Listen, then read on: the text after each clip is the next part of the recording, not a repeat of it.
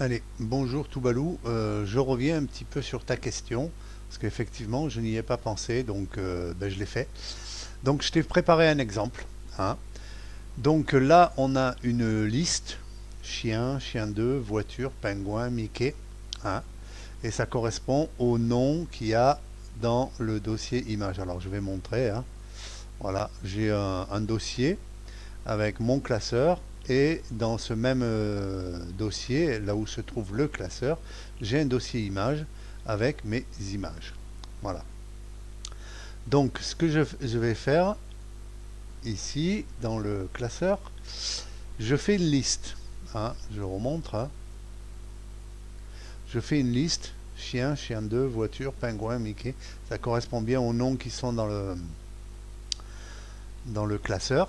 Alors on constatera que les images sont de formats différentes, hein, et je ne vais pas toutes les afficher là maintenant, mais elles sont aussi de tailles différentes. D'accord? Donc, ce que j'ai fait dans le classeur, j'ai repris le même principe, hein, du lien hypertexte rollover image avec la cellule de référence ici, et j'ai fait une petite modification sur la fonction originelle. Donc, à savoir que quand on passe sur les liens, comme ça, ici, là, bon, tu vois, déjà, je te montre, ça fonctionne, hein. Ah, je vais le remontrer en entier. Mickey, pingouin, voiture, chien, chien 2. Voilà.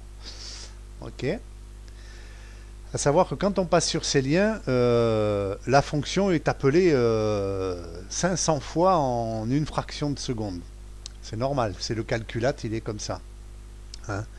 Si on regarde dans les options Excel, les formules, le nombre maximal d'itérations, pardon, 100,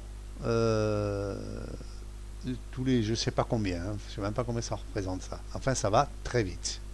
Donc, euh, ça je vais fermer.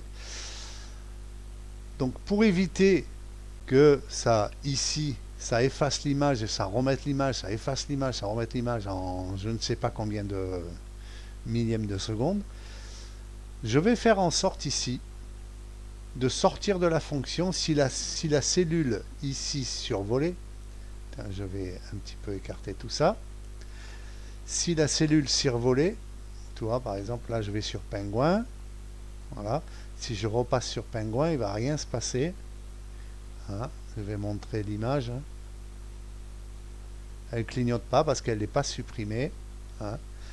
Parce que sinon, à chaque fois que je vais passer, ça va la supprimer, la remettre, la supprimer, la remettre.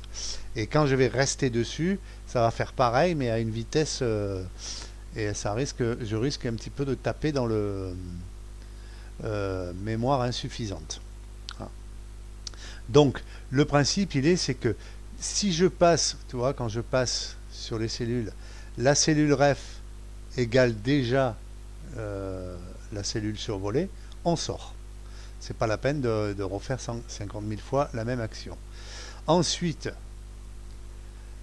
je mets la range refcell, donc la cellule de référence ref image, la même valeur que la cellule survolée, avec une gestion d'erreur au cas où elle n'y serait pas, hein, pour la première fois, hein.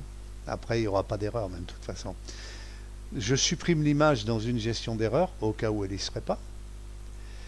Je redétermine le chemin image avec le path du classeur, le nom du dossier et le dir. Alors j'utilise dir pour récupérer le nom complet avec l'extension, puisque là dans les noms je n'ai pas les extensions.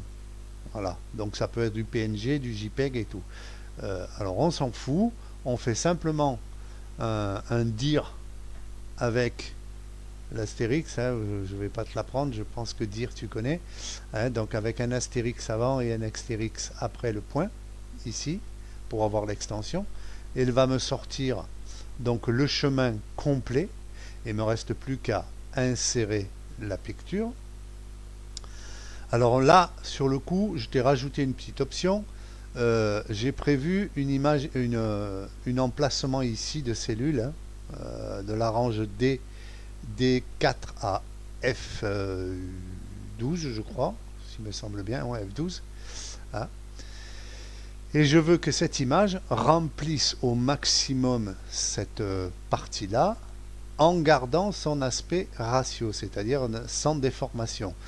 Bon, là, mes deux fonctions centrer une image dans un range sans déformer son aspect ratio, vous les connaissez les deux. Là, je t'ai mis la indirecte, hein, c'est-à-dire celle qui va me calculer les coordonnées, hein, donc left, top, width et height, dans la fonction dimension position 2. Donc, et après, je les applique à mon image. Voilà, tout simplement. Résultat des courses. J'ai mes images. J'ai un rollover image. De la même manière que le précédent que j'ai fait dans l'exemple. Hein, sauf que là, les images, elles sont à l'extérieur du fichier. Voilà. Et c'est aussi rapide. Hein. Bon, après, c'est des images... comment dire, sont pas énormes. Hein. Si je fais propriété, là, elle fait 1,46 kg, quoi. C'est une petite gif. La pingouin, elle fait combien 6,16 kg. Donc voilà, c'est pas des grosses images, donc il n'y a pas vraiment de grosses charges. Hein. Avec nos PC aujourd'hui, c'est du pipi de chat. Hein. Voilà. Donc ça fonctionne très bien. Hein. Je peux aller aussi vite que je veux. Hein. Voilà. Dès que je reste dessus, tac, j'ai mon image. Voilà tout balou. Alors je réexplique. Hein. La fonction, le principe fonctionne sur la gestion d'une erreur de formule lien hypertexte et elle me marque une donnée à la place. Étant donné que pendant un laps de temps, hein, quelques millièmes de seconde, millièmes ou même macrosecondes, ou je ne sais pas combien, nanosecondes, il y a un lien hypertexte, j'ai donc l'effet, je vais débloquer ça, j'ai donc l'effet du lien hypertexte qui déclenche forcément des events à l'intérieur d'Excel. Et donc effectivement, j'ai certainement un calculate qui se déclenche, d'autant plus que j'en ai un qui se déclenche forcément, puisque j'ai la ref image qui change ici. Voilà. Donc l'événement, en fait, l'événement il se situe là, en fait, tout simplement. Hein. Voilà, puisque j'utilise la formule.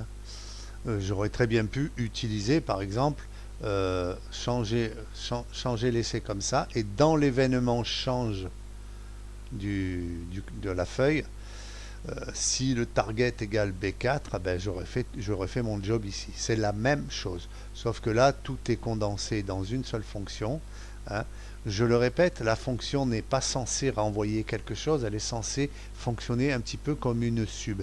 En fait, là, on fonctionne un petit peu comme les macros 4. Voilà. On code une exécution et l'exécution se fait. Voilà, tout simplement. Voilà, donc j'ai fait cet exemple, je vais te le mettre dans un zip et je te le livre là dans ce même post. Allez, salut tout balou, ciao ciao, bye.